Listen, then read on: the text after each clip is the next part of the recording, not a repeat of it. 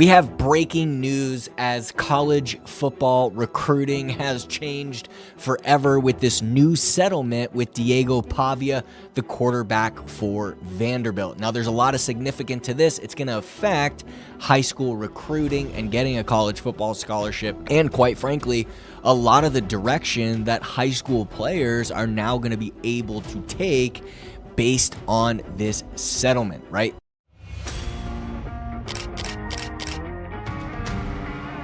You're listening to the Football Scholarship Podcast, the playbook for parents and athletes who want to secure the best football scholarships possible.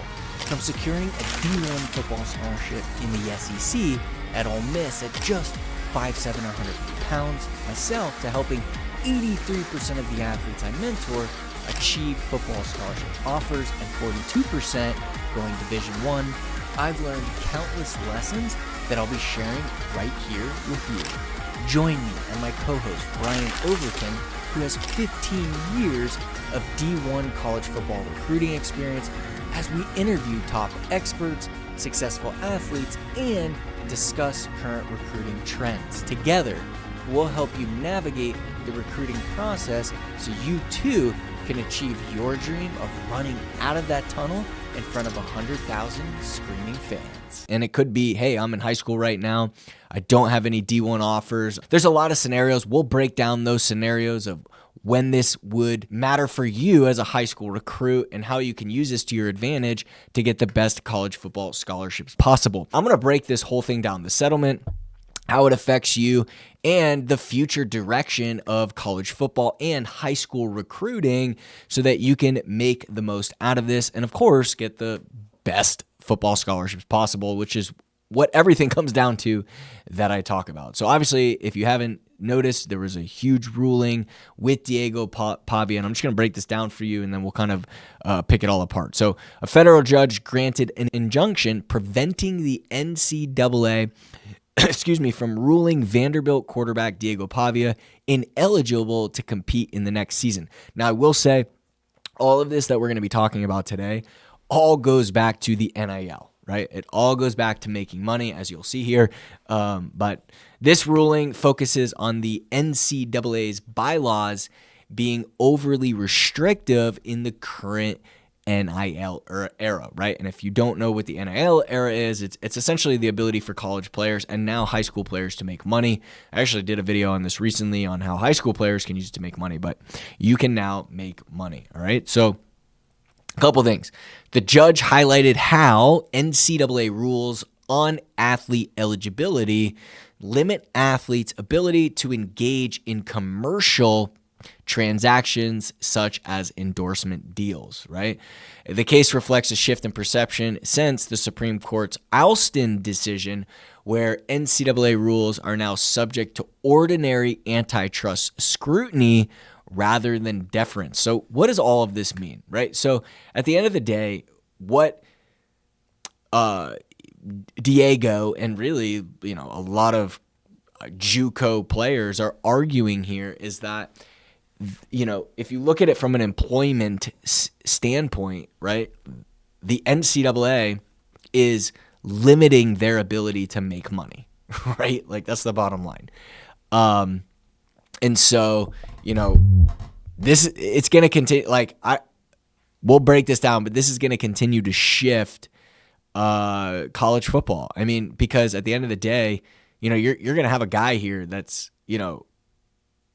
look at the quarterback from Utah, where you got a guy 18 playing against a guy that's been playing in college for 6 years.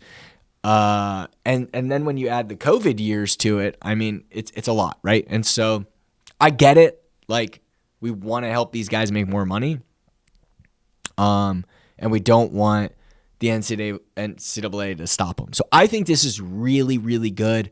I will say you're going to see Juco programs become you're going to see Juco become a very hot thing. It's going to become a hot thing. All right. So here's the bylaws in question. It's the NCAA bylaw 12.02.6. Counts Juco play towards NCAA eligibility despite Juco not being even a part of the NCAA, right? The NJCAA is the league. Like if you have, that's the league, which this brings a whole nother question with the NAIA, right? It's its own league, right? So the NCAA initially said you can't, if you play, in the NJCAA,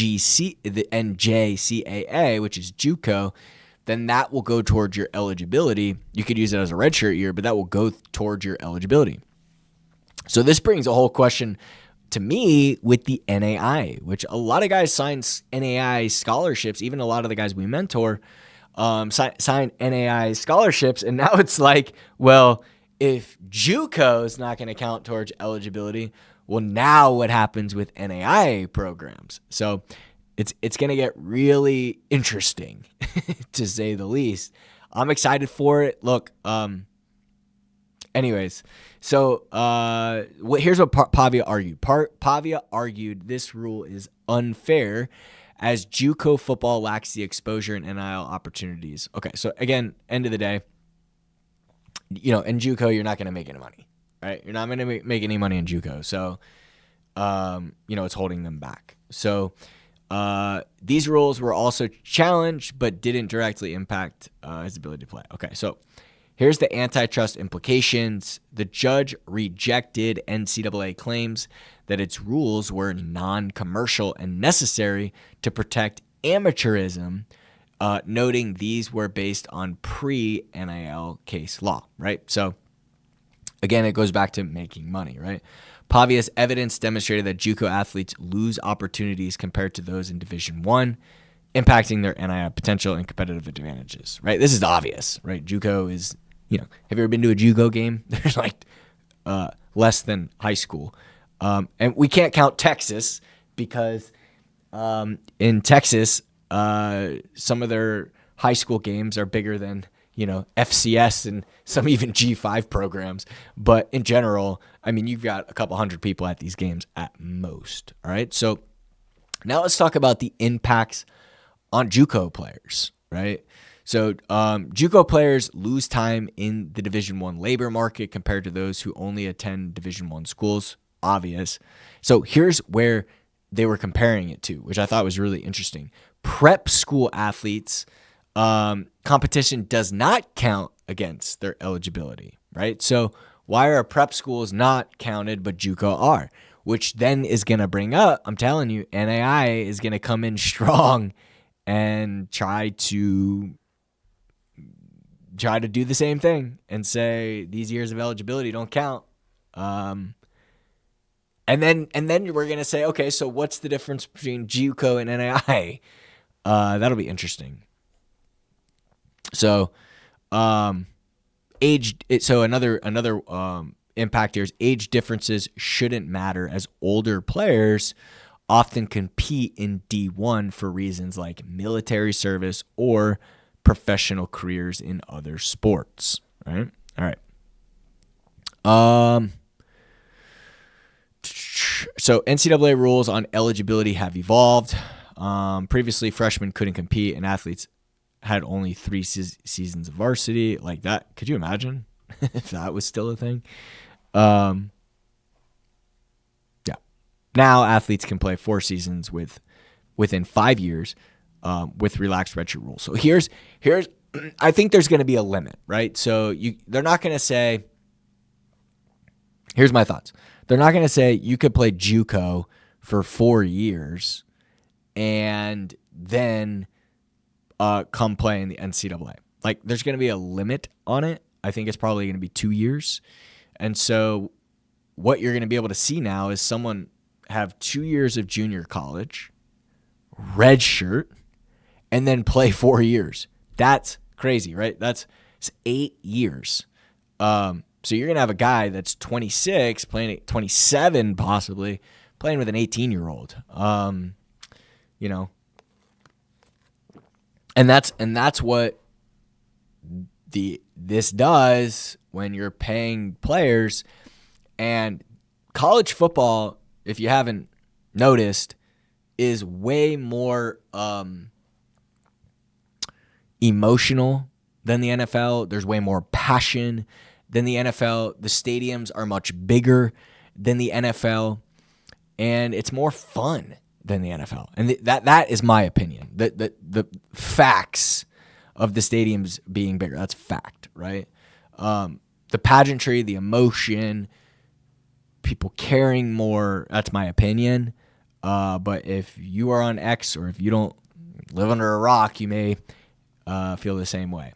NFL is much more predictable, where college isn't. College is way more fun, in my opinion. Obviously, I'm some bias, right? I work and live in the college football world, so there is a little bit of bias there. And I help high school football players get college football scholarships because I love it, because I did it. And it's the most amazing experience could be. It's one of the most amazing experiences you could have in your life. And so I want other kids to feel that. And that's what Diego's doing. And so then it becomes, okay, well, what if we live in a world where these players are making more than NFL players? Now, you might say, Richie, you're absolutely crazy. Okay, well, you would have said I was crazy 10 years ago if I said guys were going to be making a couple $1 million a year. Look at this guy from Michigan. He just did a $12 million contract. Now, I know in the NFL they're doing 250, but I'm just saying, this is possible. I don't believe it's not. And so it's interesting. It's interesting to see where this is going to go, and how big this can get, right? So legal precedent and implications. The injunction prevents the NCAA from applying its restitution rule, which could penalize schools if Pavia ultimately loses in court. All right. The rule could serve as precedent for similar situated players seeking additional eligibility. Okay, so the NCAA has the option to appeal the decision to the Court of Appeals. I don't think the NCAA is going to do that, right? I don't think they're going to do that. In fact, what I think is going to happen is they're going to – there's two things. One is they're going to make this a rule moving forward, right? And I gave you my prediction. I think it's going to be 2 years of Juco eligibility. That doesn't count. After that, after 2 years, it's going to be too much, right? Especially if they allow a red shirt as well. So I don't think that is going to be the case. And then, it also brings up the scenario of what about all the Juco players that are in Pavia's situation, that are seniors, that are juniors, that didn't sue, right? That are sophomores. What happens with them? And I think it'll be the same thing. I think the NCAA has no chance here in this, in my opinion. And I'm not always right, but I think I'm right here. I think they have no shot. I think they're going to let it go. And they're just going to allow this ruling to go across all future Juco players as well as all active current Juco. So if you're a current Juco player, this is going to apply to you. I just can't see them not doing that. And, for high school players, I want to talk about you in a second because this makes a big difference on your recruiting, right? But let's talk real quick the broader significance, and then we'll talk about high school recruiting. So the case highlights the tension between the NCAA policies and the dynamics of the college sports. It's the NIL, right? The ruling is a significant victory, obviously, for Pavia, and I think for high school players and JUCO players, right? So I'm super excited about it. So let's talk about how this affects JUCO players. If you're an active JUCO player, you got to be cheering right now. You're gonna get to play 4 years. I just don't see a world where you don't. So you should start preparing for that, right? Whether you're 1 year, I think if you've only played 1 year of JUCO, you're good. If you're on your 2 years, I think you're good. If you're beyond that, I think you're starting to use those years of eligibility. So, 1 and 2 year guy, if you're a first year JUCO guy, first of all, you got to be doing outreach. You need to be getting in front of college coaches. Everything we teach the high school guys, you have to be doing.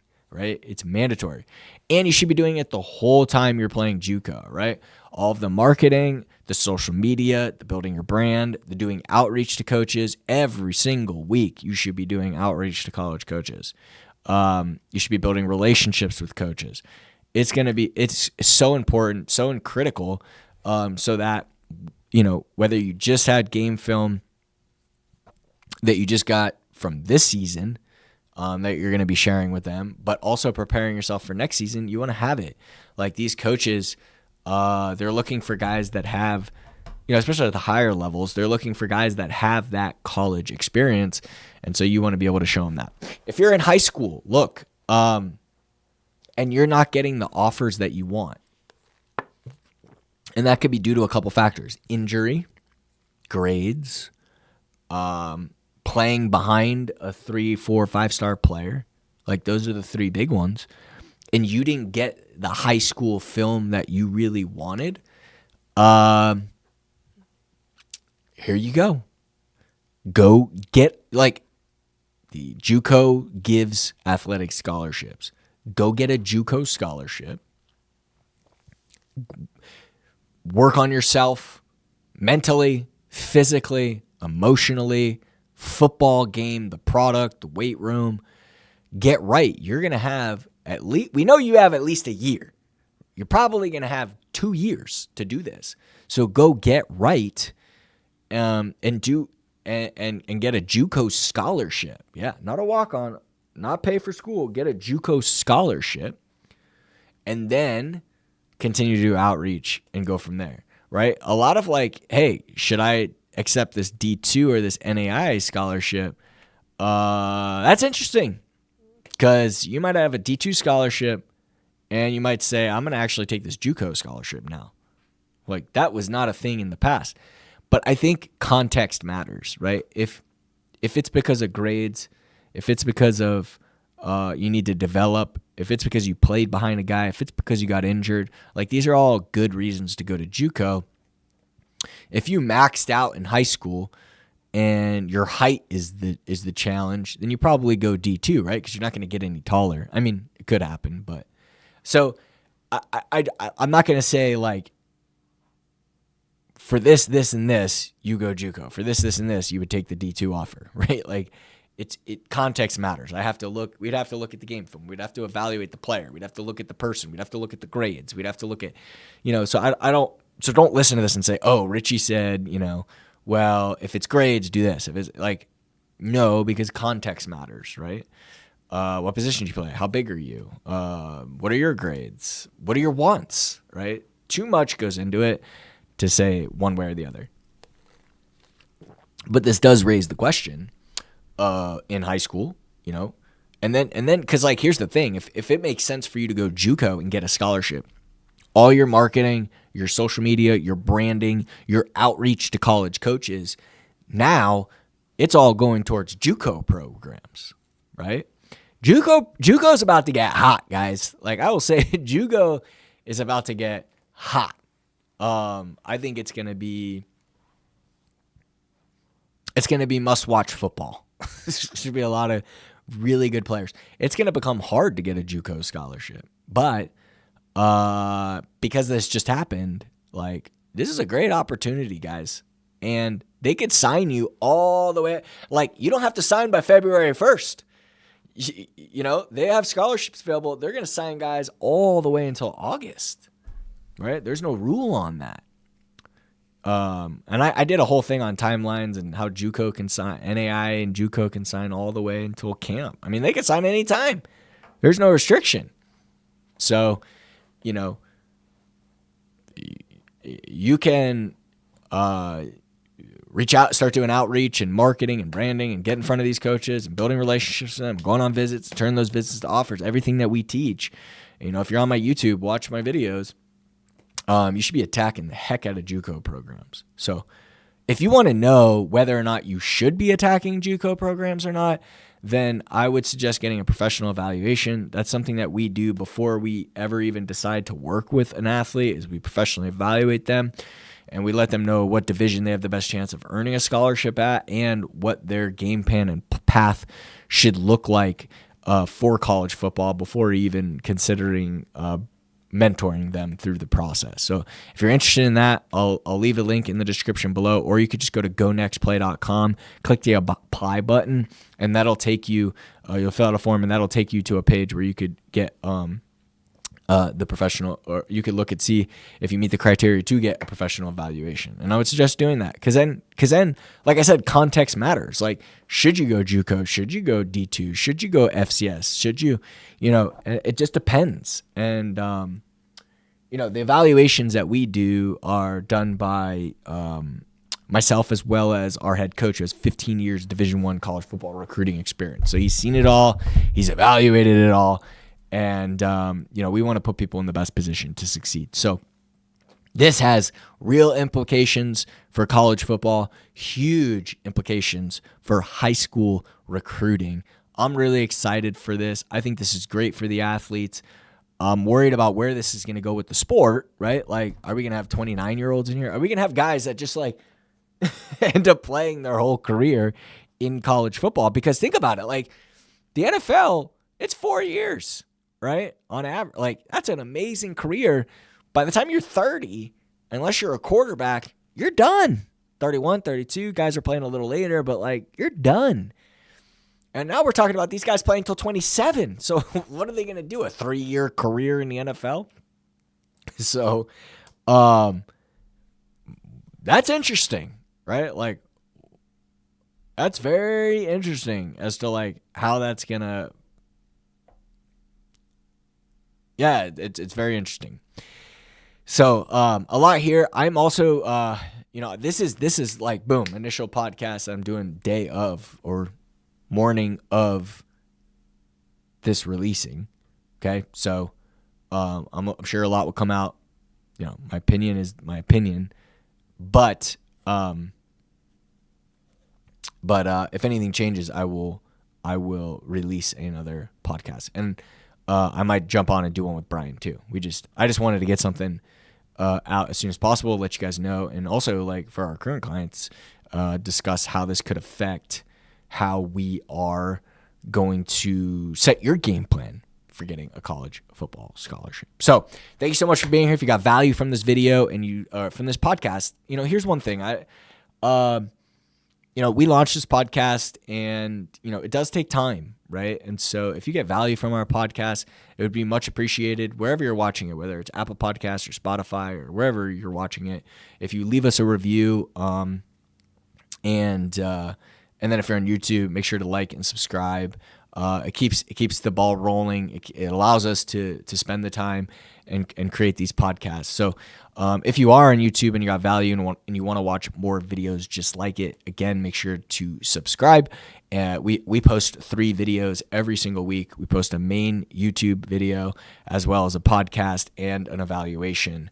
So if you want to, if you're thinking about getting your son evaluated, and we post an evaluation every week, so you can get a chance to see what that looks like on the YouTube channel. My YouTube channel is just Richie Contartesi. It's just my name. So thank you so much for being here, and I look forward to seeing you on the next one. Thank you for listening to this episode of the Football Scholarship Podcast. If you enjoyed the show, make sure to subscribe and leave us a review. And for more free resources, or if you're interested in working with us, visit gonextplay.com. Until next time.